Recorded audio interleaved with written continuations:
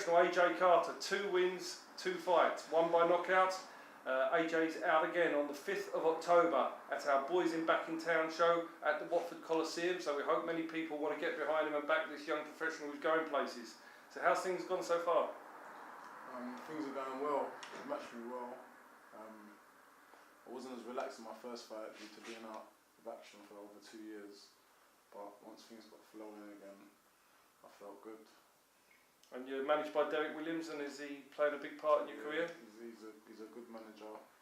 He's been taking care of me. He's been taking care of me as well, and I'm happy the way things are going. My main thing is to get wins regardless of how they come, and that's what's happened. Yeah, so we've had 1 stoppage and 1 points win. I mean, the Morris fight, I think it showed that you had the tenacity and you chased him around the ring for 4 rounds. The last fight, I think everybody was surprised that Vasek folded so quickly. I mean, were you?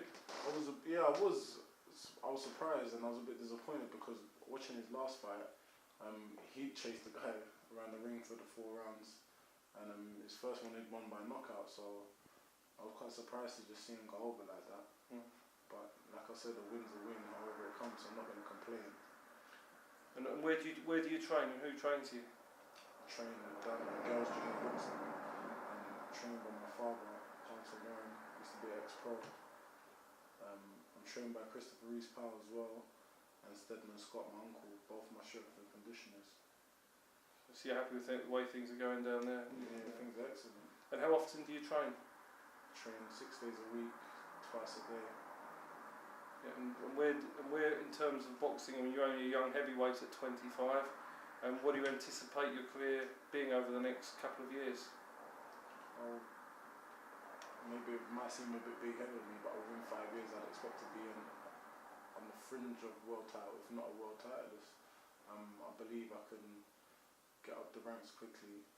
I'm willing to box as often as possible, and I want to box as often as possible. I train hard, I put the hours in, so I'll just get back what I put out. Yeah, I mean, I think the thing you can see with the heavyweight division is you've got Hughie Fury and yourself both planning the same route. You want to be as active and fight as often as possible, don't you, to try and do it? That's our job, is to fight. So me fighting once every 3 months or 4 months, I'm not a champion. I don't have that luxury to do that, or that right to be saying that. So I think I should be fighting. Ideally, I'd fight every 3 weeks. When we were speaking off camera before, you were saying that you were quite surprised at how so many professional boxers have so few fights. Yeah, it is surprising to me, because they say they love the sport, yet they try all they can to not do it or not participate in it. A lot of boxers I've seen and met like training more than they like fighting. I think with you, what's really good is you've got a very good support base. I mean, we were just saying that you shifted about over 130 tickets for the last fight of your call. The support's growing, isn't it, all the time? Yeah, it is. The first one, I think I shifted about 90 or 100, and now 130. Hopefully, Watford I can sell more.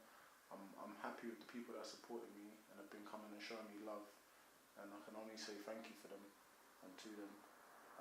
It's really much appreciated.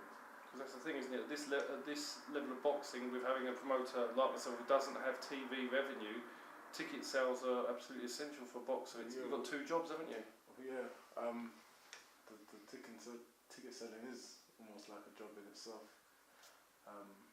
But once again, I have to say thank you to everyone who's come and supported me, because without them, it's not possible for me to move on. Yeah, it's great. The support's loud and great, isn't it? And it really does help. So what sort of opponents do you expect to be facing over the next year or 2? Various different types of opponents. I expect to fight boxers, punchers, fighters, brawlers, whatever type, whatever style. Tall guys, short guys, muscly guys, out of shape guys, which a lot of heavyweights seem to be. But like I said, whoever you and Derek put in front of me, it's my job to go out there and dispose of them. So that's what I'm going to do. And in terms of your style of boxing, do you want to tell everybody sort of how you box? Do you model yourself on anybody? People like to compare me to Mike Tyson. I think it's just logical to move your head if someone's trying to punch you. So I do watch a lot of Mike Tyson, and I do like a lot of the things that he does. I also like a lot of things that Joe Louis does, and Marvin Hagler. So the whole point of trying to be great or being great is doing what the greats do and putting your own twist on it and making it better. So that's what I try to do. And do you feel like you're improving all the time in the gym? I think I have to constantly improve because I go gym so many hours a day and I'll train at something until I get it right and then I'll train even more. So I keep it the same way. And I think something that people probably don't realise is you get heavyweights out there such as Ian Lewison who fought in ABA finals, Tom Dallas who fought in ABA finals, Dominic Akinladi had a massive amateur career, but you had no amateur career. You're doing this on the back of just 5 fights, aren't you, as an amateur? I feel like I've been forced to, but yeah, that's how it's gone. Everyone's paths are different. I mean, Derek was a great heavyweight, and he had only I think 9 amateur fights. Oh, did he? Yeah. Didn't know that. My dad never had, I think, more than 20 amateur fights. I don't think. So amateur fights don't define you. At the end of the day, amateur, like everyone says, amateur and professional is 2 different games. But at the same time, the dedication and the work that I put in, I have to achieve from it, and I refuse not to achieve from it.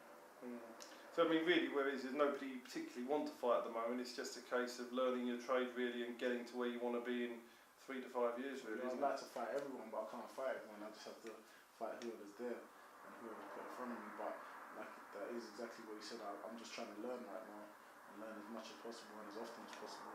Yeah, I think really it's going to be a roller coaster ride, and I think all the supporters and the boxing public in general are going to enjoy it. Whilst you're on this roller coaster ride, he's full of excitement. He's not a boring heavyweight. He's not one of these plodders. He comes out and throws shots and hooks. And I think everybody that comes to support you, and especially your next fight in Watford, are going to see a demonstration of how someone should look and should fight. Really, that's I believe what every boxer's job is to box and to fight, but to also entertain the crowd. I mean, people don't want to see a one-way fight of 12 rounds of boxing that the guy's just pummeling another guy and safety first. Sometimes recklessness does excite people, and that's the joy of it. Sometimes you're doing things where you might can get knocked out, might can get hit with shots, but you're not, and people love to see that. Yeah, are you on Twitter or Facebook? I'm on Facebook. If you just Facebook me, AJ Carter. I'm not really one for internet. I don't really like technology, so. So give it to it as well. Well, enjoy the ride. Come and see AJ at Watford Colosseum on the 5th of October. You can contact AJ via Facebook for tickets. You're able to get them from him. So it's been great interviewing him, and we'll see how AJ's career progresses.